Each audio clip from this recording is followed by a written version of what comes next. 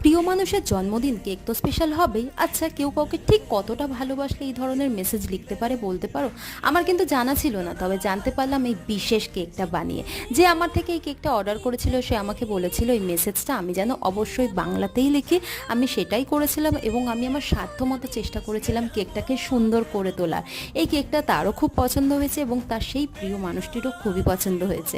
কেকের inside flavour ছিল chocolate. আমি যেমন প্রত্যেক ভিডিও শেষে কেকের ফাইনাল লুক শেয়ার করি, আজকে একই সাথে শেয়ার করব এই বিশেষ মেসেজটা। তাহলে আমার মতো তোমরাও বুঝতে পারবে কিন্তু যে মেসেজটা কতটা সুন্দর আর কতটা আবেগপূর্ণ ছিল। তাহলে আমার কেক কিন্তু রেডি হয়ে গেল।